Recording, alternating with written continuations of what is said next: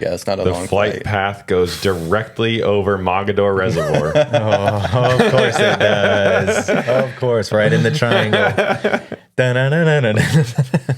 Just saying. All right, folks, listen up. Have you ever felt like you're running on empty? Whether it's early mornings in the creek or late nights chasing your goals, we've got the answer for you. First Form. That's right. First Form is the ultimate fuel to keep you strong, focused, and feeling your best.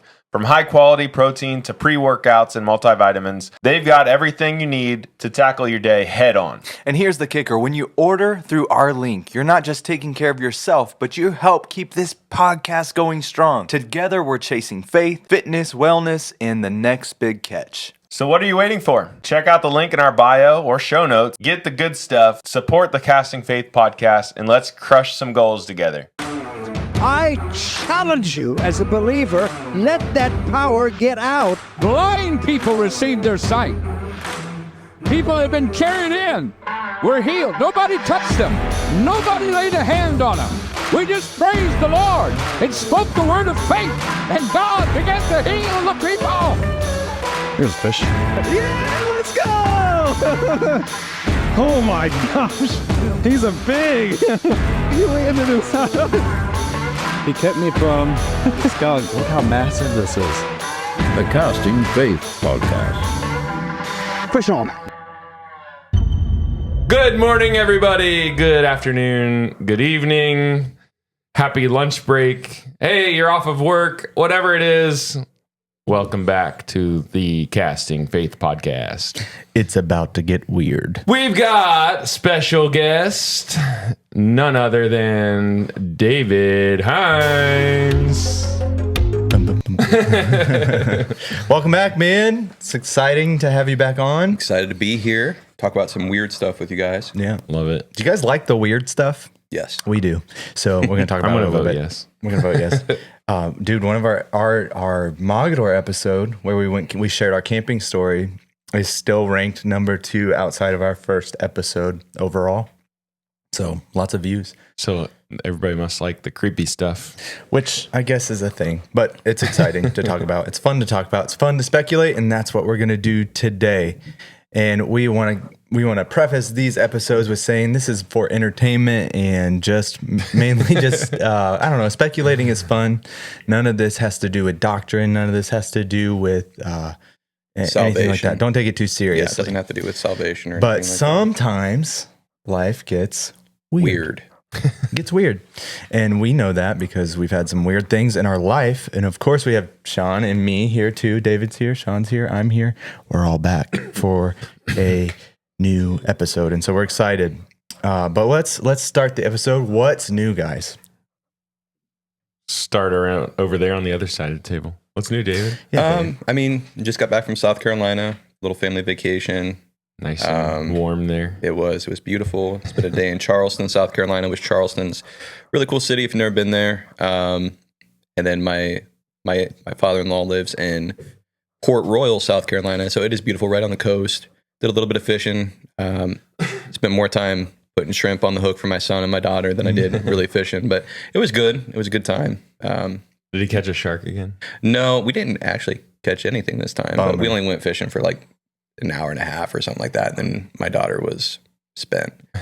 But we're going back in July, so we'll see. But went from 73 degrees on the last day I was there till it was snowing when I got back. So that was perfect. Awesome. Should be illegal, I feel like. But and then today is 74. yeah, it's going to be beautiful today.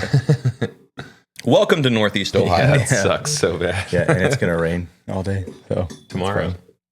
yeah, it's a bummer. It's a bummer. I'm ready to go fishing. I have not been since the rare blue steelhead that you caught. Oh, yeah, the last that's time I went time? fishing. That was months ago. So That was a cool fish. it was Friday, cool. Tasted good. Friday, after I get off work, I'm taking David. They're doing the trout release in Wingfoot. Yeah, So, I kind of yeah. want to do that. That's going to be Nice. fun. We talked a little bit about Go that. fish for your 16-inch rainbow trout. Yeah. That's going to die. Dude, we talked Yup. about this a couple episodes ago in West Virginia. I think it's Cato Park. Yeah, you remembered. It's a I used to work there. yeah, that's First Form working its magic right now. But Cato Park, swimming pool. They dump 300 pounds of trout into the swimming pool for the. I couldn't find that picture. I remember you talking about that the first time it was on, and I thought that was the most West Virginia thing I've ever heard. And we also learned. Did you see the clip of it on Instagram? Yeah. Oh my gosh. They let the pool turn brown and green. So gross. And it's like, Hey, let's swim. And then they make us like just like these minimum wage laborers go clean it. I mean, there's worse jobs for sure, but it's just weird. And then we found out that they haven't stocked Mogadore or Wingfoot or any of the places we fish in like 10 years. Besides catfish. So it's interesting you say that because I was just looking at something this morning from the ODNR. And Mogadore used to be like the top ranked crappie lake in the state. It's not even in the top 10 anymore. Wow. And that drives me nuts because that's one of my favorite fish to fish for. Same. Well, they keep pulling out the fish beds or whatever. What do you call them? The fishing attractants, like structure. The fish. Yeah, they pulled out the helicopter. Like, that would have been a great crappie attractant. That's exactly what I said when all that happened. I'm like, I want to fish that now. It's super dark. For those of you who don't know what we're talking about, I guess we'll get right into this story. Hey, I will say though, real quick. Yesterday, we took our maiden voyage on the boat. Let's go. And it was like last minute. Like, is the weather going to hold off? It's going to be dark. Do we really want to launch and load in the dark the first time? But we did it anyway. Like, I've got some experience of boating, so I was like, all right, I feel comfortable with it, and everything went well. But playing around with like side imaging and stuff, dude, Game changer. Awesome. Cheating. The side imaging is not the cheating. No, the forward facing sonar, dude. But the side we were just like checking it out, and dude, I could see literally a tree just laying, and I knew exactly where it was at. Out in the middle of the lake. Yeah, that's cool. It's like, so you can see the structures to fish, and then I hopped up on the front and turned a forward facing sonar on, dude. And it's like literally like a scope, like you're hunting, and it's like boom, there's a fish 40 feet away. So we're about to have a solid fishing. It's so insane. It's so cool. I have no issue with that. Like, I don't think that's cheating because you still got to make the fish bite. Yeah, and what's crazy is like I keep hearing people say like it's such a huge learning curve, dude. I just threw it in and instantly found fish. Yeah. It must. Well, you got to know how to still read a lake. Awesome. Like, you got to know where fish would be. Yeah. So, yeah, dude, it's crazy. So I didn't realize the amount of hate out there on this topic, dude. Like, people are very angry. What did you compare it to? Oh, it's like when the UFC allowed TRT, testosterone replacement therapy, and it was like, all right, you guys, you're above this age, you can have steroids, but if you're not, you're exempt and you can have them. And it's like, that's cheating. Like, you can't do that, but they did, and it was awesome to watch. Hey, but I will say it's the same for this fishing sonar. It's like what's it called? It's like in the rules to cheat. Yeah, controlled cheating. But it's not, because it's within the rules. But the community hates it. So I'm a big baseball fan, and I love to watch baseball. But in the 90s, baseball was a lot more fun. Exactly. Barry Bonds, Mark McGwire. Yeah. That's the only time I really got into baseballs, because it's like, who's going to hit the next home run? Right. But it's not more. I guess it's more exciting. So the argument that I hear from the podcasters that are professional fishermen that I listen to, Dustin Connell and Jacob Wheeler and Mark Daniels, they talk about all the time, like, you can complain and whine about it. Like this kid that just won the Classic last weekend. He's a young kid that won the Super Bowl of professional fishing, and obviously he was scoping with live scope, and there was a bunch of hate. Just like, the kid doesn't deserve it. He doesn't know how to fish. He's just a kid staring at a screen. But here's the thing that all those guys are saying, like, you don't have to use forward-facing sonar. It's not in the rule book that you have to. Right. It's allowed 1 period out of the 3 for the day. If you don't use it, you're going to lose. Everybody has it on their boat. Everybody's using it. And it's kind of like UFC. Like, everybody's using it. You don't have to use it, but you're going to be at a disadvantage if you don't. Eventually in the UFC, they just banned it all out, right? Yeah. Because it was a problem. But when it's within the rules, It's within the rules. Yeah, and You nobody's can't be saying you mad have about to. that. You know what I saw too? Not the same thing at all, but I was watching a reel the other night of a guy fishing on the ocean, like from the beach. Mhm. You know, he'd cast really far to Surf get out fishing, there. yeah. And he had a drone drop his bait like forever out. That's and I'm funny. like, that's awesome. But where are we? Like, what happened? What happened to just casting a line? You know, we got these sonars and I've always drones. felt it was such a waste of time. So I didn't grow up. My mom lived in Sarasota for the longest time, and so every summer I would just go spend the summers with my mom. And fishing from the beach is such, to me, like in my mind, it's like, this is such a waste of time. Like, I'm gonna throw it out 100 feet maybe if I'm lucky, and that's where I swim. Like, Dude, there's a lot of fish. it's just insane. If you knew the amount of fish and shark that are there. It's wild. So I surf fish a lot in South Carolina. Yeah. And I've caught a lot of red drum, black drum, sheepshead, shark, Yeah. all from the surf. Wow. And it's all about getting the right weight, Yeah. getting it out past where the waves are breaking, Yeah. and We'd always not fish being the intimidating jetties. when you swim again because they're out there. Yeah, It it's, blows my mind. That's a different kind of fishing. Yeah, man. Saltwater. but it's Fun. with all the technology and stuff. It's all just a part of where we're headed. You know, you don't have to fish that way, but if you're going to go in a tournament, you better evolve. Yeah. You know? And I'm telling you what, man, when we'll all get out together soon, probably, and bass fish, even though you hate bass fishing now. But also crappie. All right. So I'll also say this on side scan, you can, if you know what to look for, you can find bass on side scan, but you really can see muskie on side scan. That makes sense. It's a fat. Yeah. It's a fat. It's a mark. big.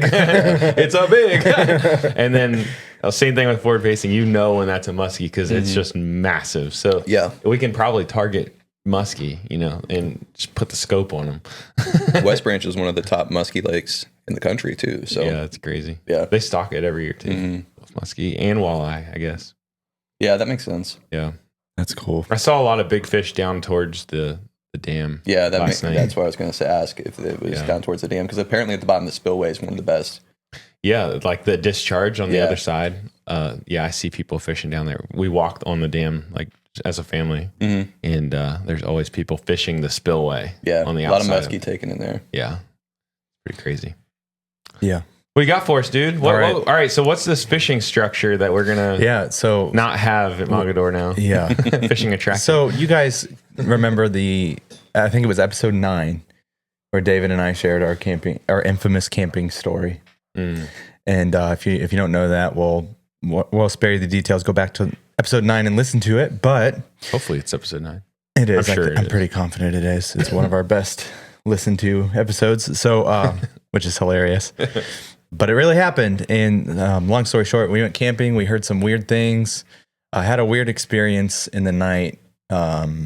We heard a really weird out there noise when we went back to the dock around 3 or 4 in the morning. And it was unexplainable. And it just so happens where we were camping recently, within the last few weeks, something crazy happened. So I got a story for you. There was a helicopter crash at the Mogadore Reservoir. Pilot named Anthony Jones was flying a helicopter when he struck a power line and crashed into the water. Witnesses say that they saw a flash after the impact. Some think it was just from the power lines exploding, but others think it was something entirely different. And so when this happened, when this happened, I think I first saw it. Todd had posted something about it, and I was like, "No way." Dude, helicopter just crashed into Mogadore Reservoir. No way. No way. Exactly. And it blew my mind. And I was like, I gotta send this to David and Sean. And I did. And immediately we went into full detective mode. Like all day we were texting each other back and forth. And you didn't read any of the texts that I because sent? I'm a kindergarten teacher. So I did. It was just hard to see the 2 hours screenshot. later, we're getting Charlie. Did you hear this? And Sean's like, yeah, I texted you that 2 hours ago. Hey guys, did you know there was hey guys, breaking story. Dude, There was a sent you the helicopter pictures- crash. I sent you the pictures of the actual helicopter before you even found out what Yeah. the helicopter was. So feel free to jump in to add these details that I missed or didn't read from your text messages. But this guy, his name was Anthony Jones, and sadly he passed. And so we want to respect the family and all that. But he was flying a helicopter, which he owned, right? It technically belonged to the school, but it was registered to him prior to that. Okay. Yeah. He was the prior registered owner, and then he must have just sold it to himself under the company or something. Dude, what's crazy to me, and your wife has flown a little bit too. Mhm. It's crazy how many people are just flying. Yeah. Like there was no reason to fly that area. So as He wasn't training. He as wasn't- a FAA licensed drone pilot, aircraft should not be below 400 feet. correct. So why? 400 feet is the minimum. So supposedly he was checking the power lines for the electric company, Oh. like making sure there was no wear and like tear on them. But Well, there's wear and tear now. yeah, no, I thought it was kind of strange too. Why would they have a private helicopter All right, academy? I've got this just came to me. I've never thought about this. If that's true and he was flying in checking that area, you guys say there's something with that area in that exact spot.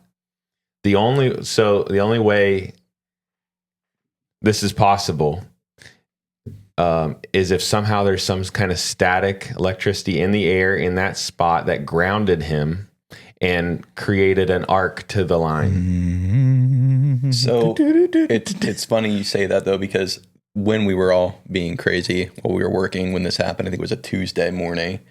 I could be wrong on that.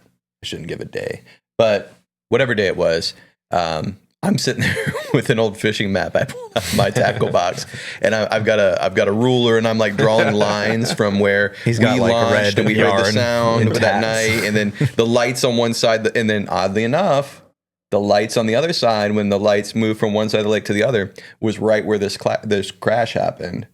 So it made a perfect triangle, which is super weird, which obviously people know the story of the Bermuda Triangle and all The that Mogadore stuff. but Triangle. The Mogadore Triangle. So when The we Delta. went, I feel like we need to talk about it just a hair. But when me and David went fishing, we went camping. Me and David have been friends forever. We went camping in Mogadore a couple of years back. It was Ding. that's pastor. It was You're in trouble. stop talking about weird stuff. Felt it in my spirit.